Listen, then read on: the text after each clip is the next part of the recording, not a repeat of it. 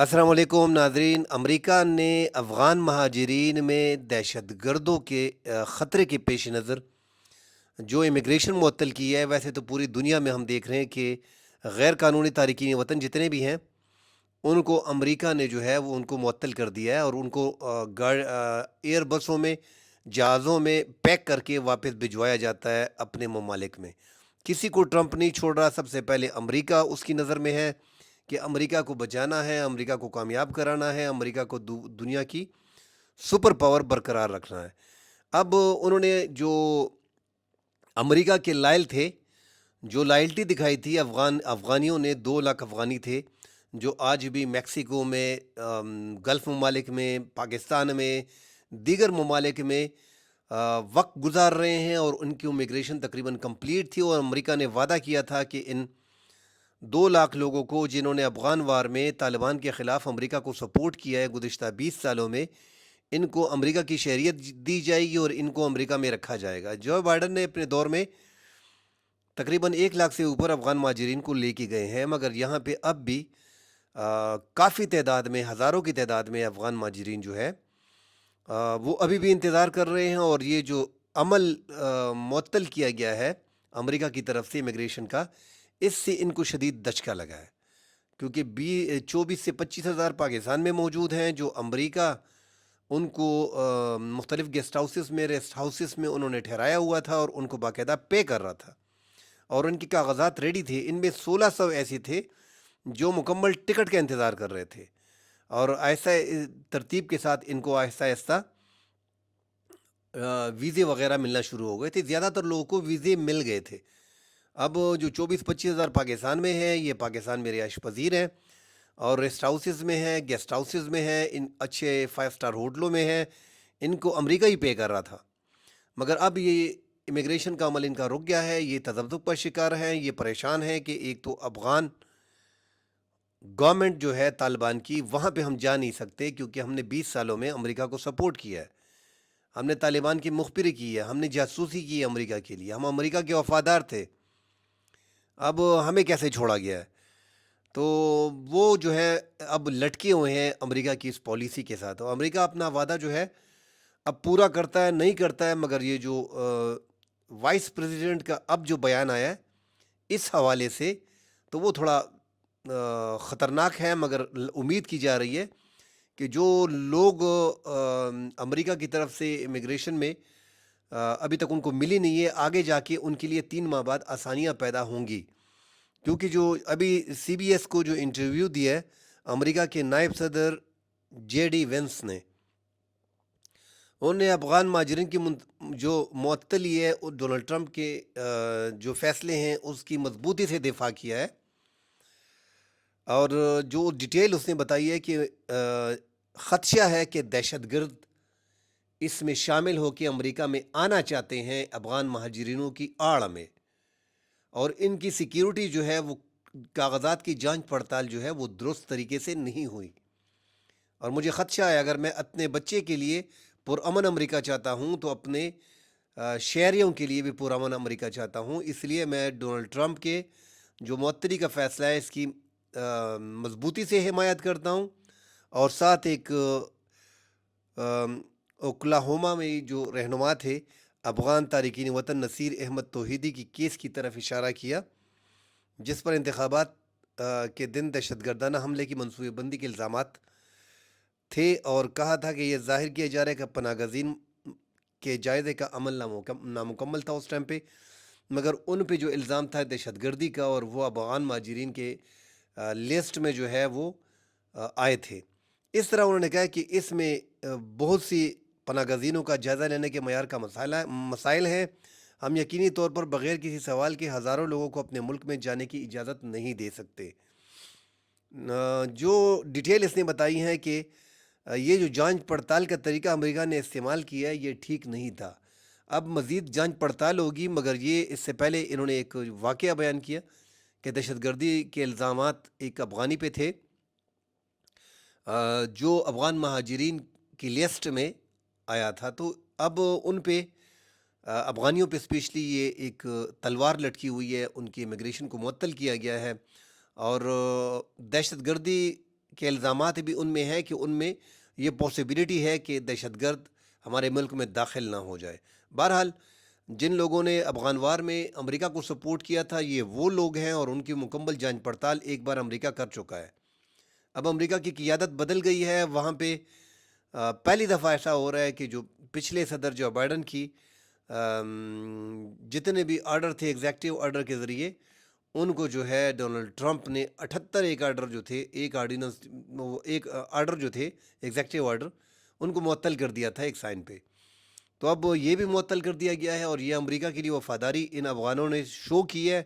لہٰذا انہوں نے پاکستان سے بھی درخواست کی ہے جو پاکستان میں ہے کہ فی الحال کے لیے ہمارے ویزوں کی میعاد ختم ہو رہے ہیں تو ہمیں پاکستان میں رہنے دیا جائے. اب دیکھتے ہیں پاکستان پہ ڈیپینڈ ہے کہ پاکستان اس کا کیا حل نکالتا ہے.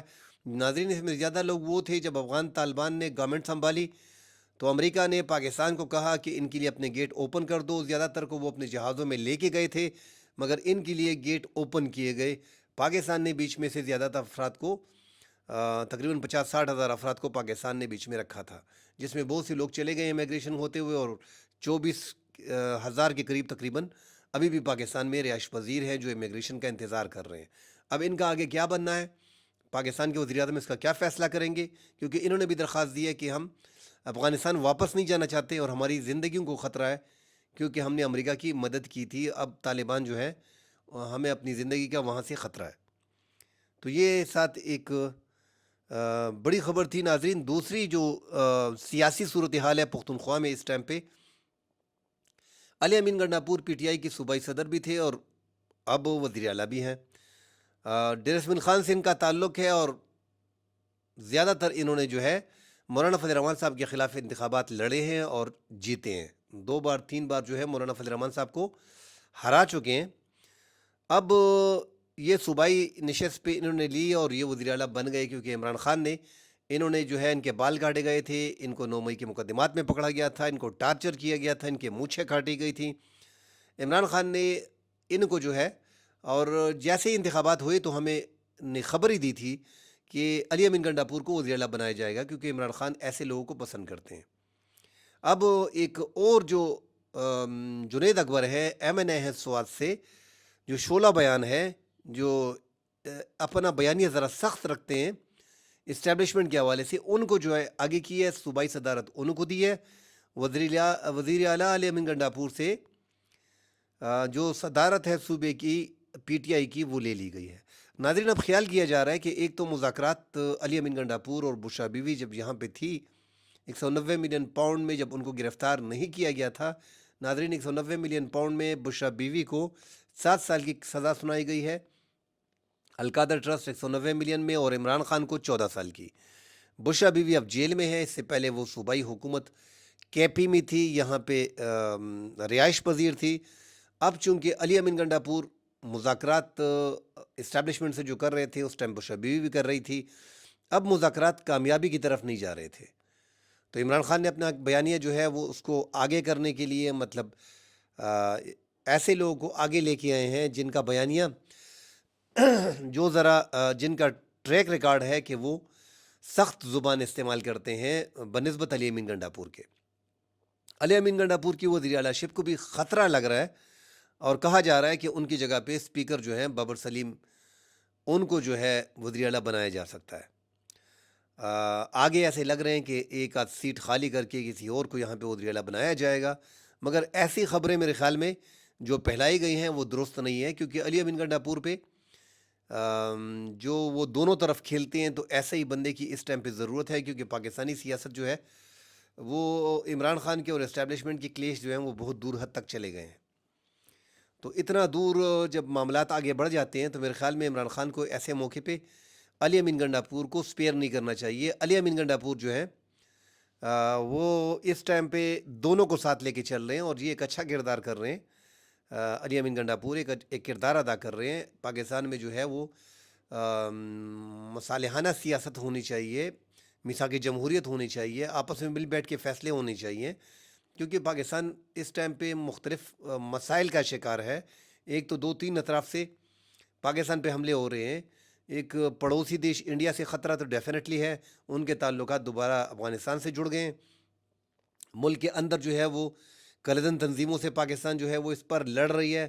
امریکہ میں ایک بڑی تبدیلی آئی ہے، ڈونلڈ ٹرمپ آئے ہیں، ان کے پتہ نہیں ہے کہ وہ پاکستان کے حوالے سے، سنٹرل ایشیا کے حوالے سے، وسطی ایشیا کے حوالے سے کیا جو ہے وہ ایک طریقہ کار رکھتے ہیں، کیا پلان رکھتے ہیں، کیا کرنا چاہ رہے ہیں، کس ملک کو زیادہ سپورٹ کریں گے، چائنا کے ساتھ کیا کریں گے، چائنا پہ پابندیاں لگائیں گے تو پاکستان بھی ساتھ اس کے آئے گا، کیونکہ پاکستان کی جو ون ونڈو پالیسی ہے چائنا کے حوالے سے، اور امریکہ کو ہم مینٹین رکھتے ہیں ساتھ، اس کو بھی لے کے چلتے ہیں، مگر چائنا کے حوالے سے ہماری پالیسی جو ہے وہ تبدیل نہیں ہوتی۔